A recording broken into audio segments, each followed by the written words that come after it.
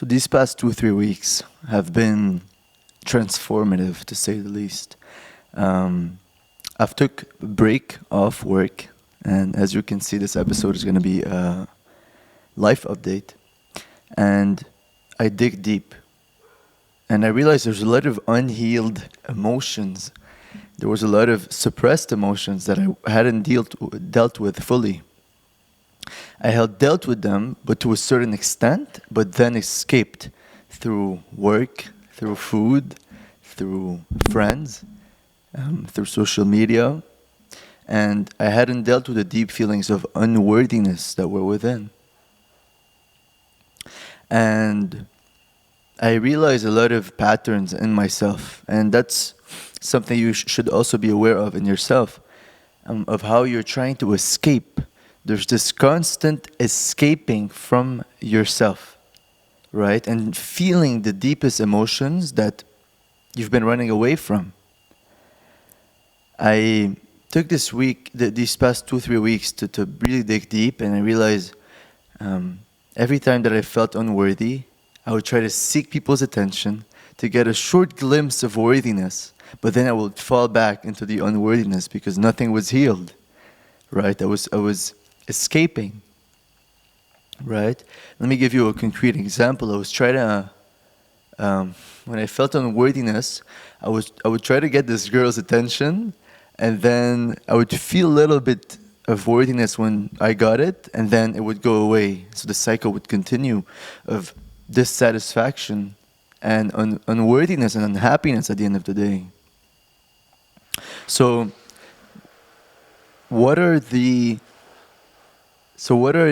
patterns you see in yourself too, where you're escaping because of your unworthiness? Right? And then the question becomes, can you stop and just be aware of them without running away? And allow them to just be with forgiveness and acceptance. I tried to do that and I realized, bro, this shit heals you.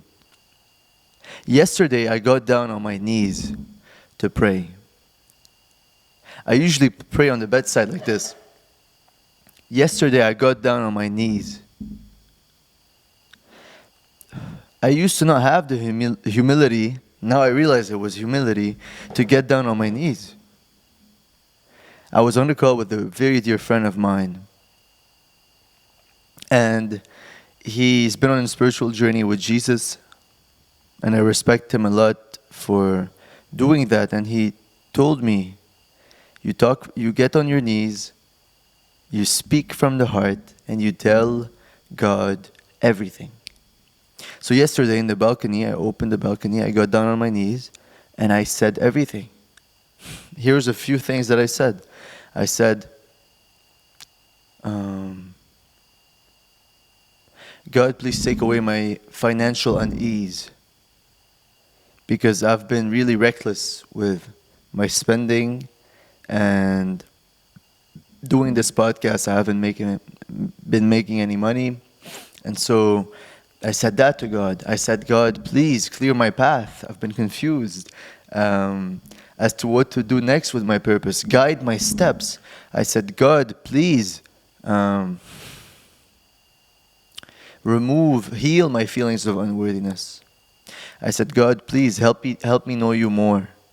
I said, God, thank you for breathing. God, thank you for being alive. God, thank you for everything in my life, to the smallest things. And I spoke from the heart, all the feelings that perhaps I haven't been dealing with, and I said it.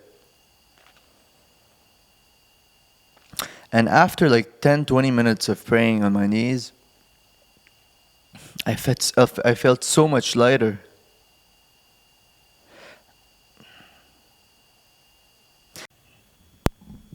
So as I was saying, I felt so much lighter. And I was like, perhaps I should pray every night on my knees. That's the thing. I used to have so much pride, so much narcissism that was hidden, by the way. I didn't know I did. I wasn't aware of it as much as I am now.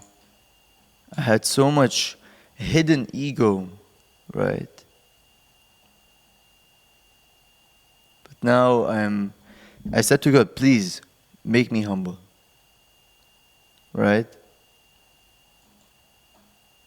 There's beauty in humbleness that you don't realize until you're humble.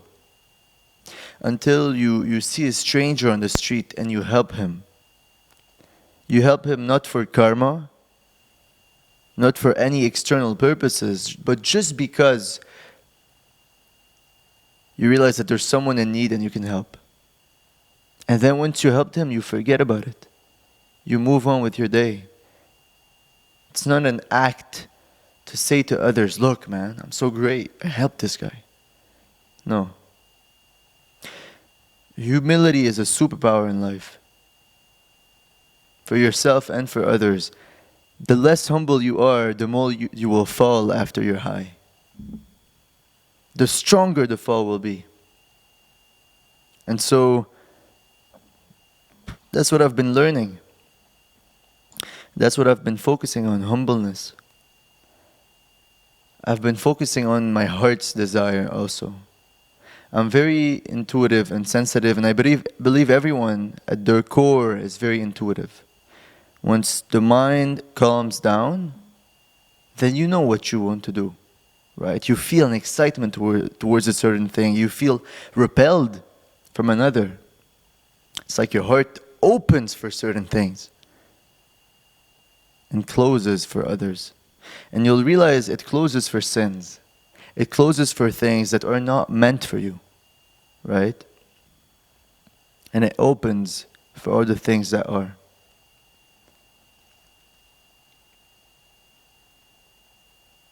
I'm currently right now in Lebanon, in the mountains. I hope I could show you with the camera. And it's a peaceful place in nature. And it allows me a lot of time to reflect, right, on what I want, where am I heading, all the beautiful questions. Naval Ravikant said the three most important things in your life are who, where, and what. Who you work with, where you work. Actually, not work. Who you do business with, or who you marry, or who you hang out with. That's number one, who.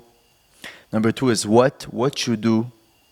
And number three is where you do it. And he says these three will determine a lot of the trajectory of your life. And I think it's really smart. Naval has been, I've been listening to a lot of his podcasts, and I think this is my intention. I think I've cracked the code to happiness, and I've had the most happiness I've ever had in my entire life these past few years, specifically this past year. And I can attribute a lot of that to meditation, to reading spiritual books, to being present. But there's still the code to wealth that I'm cracking.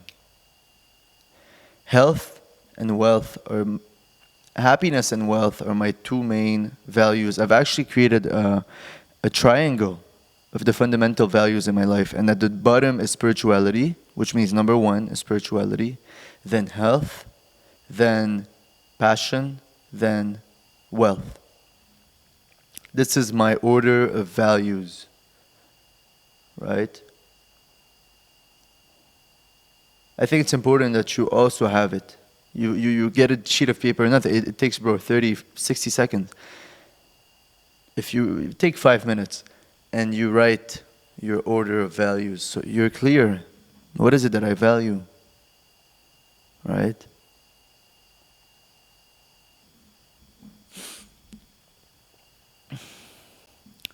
This podcast has been a hugely healing journey, to say the least. Bro, it created huge friendships. It healed parts of me that weren't even in the light. And it helped me reflect to the core. And I'm going to keep that vulnerable touch to it. for as long as it goes. It's not stopping. I've been in contact with a friend, and we might do like a live podcast with an audience, which could be really, really cool, like in person. I've also been in contact with um, a friend who might potentially, we're trying out, potentially be a co-host. She's a transcendental meditation. I'll tell you after. It's I'll tell you after. I've been on the keto diet, where you only eat like organic proteins and healthy vegetables and organic fats. And it's also been very, very beneficial to my health. I've felt the difference. And it's only day 13. My goal is to go 30.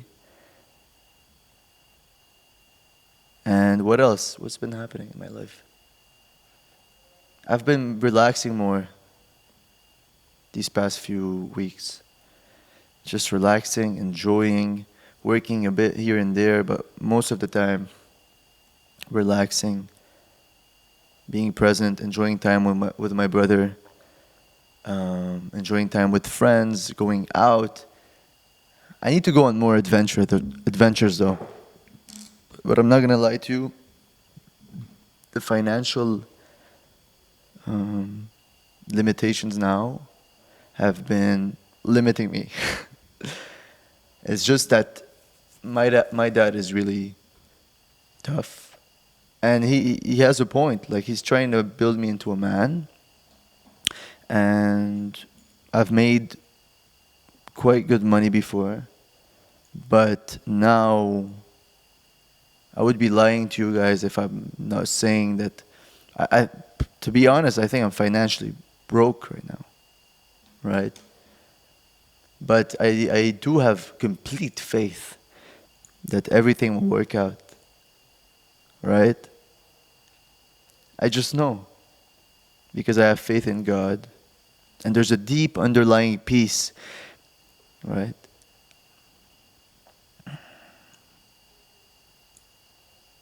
That everything will be all right, right? The dilemma that I've been facing is I have a social media agency that I shut down. But there's one client that was like, no, you can't. I'm going to continue with you no matter what. So we continue with that one client. And there's the podcast and the things that I love doing, like talking on camera like this. The dilemma becomes, okay, how do I make my passion make money? Right? Because at the end of the day, you need money to live, right? You could live a modest life, you could live a very rich life, but you need money. This is the truth. And I used to have a lot of negative beliefs about money. You don't need money. Money's what else did I used to have? Money's bad. The true richness is only the richest within. I still believe that the ultimate richness is the richest within, but you also need some form of richness outside. And yeah, bro, these are pretty much things. And I've been taking a lot of more responsibility. My dad taught me since I was very, very young to be very responsible, to be accountable. If I do something, I fix it. I find a solution. I see the most positive thing I can do here, and I do it. And if he wasn't like that, then I would just be a lazy guy sitting around doing nothing, having all these problems and doing nothing about them. So although he could give me whatever I want, he doesn't. And I respect that, because I understand where he comes from. That's it. So yeah, this has been a short episode. You will see the normal continuation of the week-to-week episodes on the Rich Inside podcast. And as I said before, I am rich The richness within, as I would say I'm wealthy within, with humbleness. And there's a huge amount of peace and joy and love. The only thing that's left is the richness without. And it will happen in due time. If you want to support the pod, for me, this pod, the main objective is to help people, high performers, or day-to-day people also, to have richness, happiness in their life, that happiness in your heart. That's my objective. And to help do that, you could, if you want, you can or you cannot, is help us on Patreon in a small or big way. The small way is like $5, the big way is like 20. And that would help us with the production and paying the editors. So it's the first link in the bio. Other than that, I wish you nothing but joy and all the best.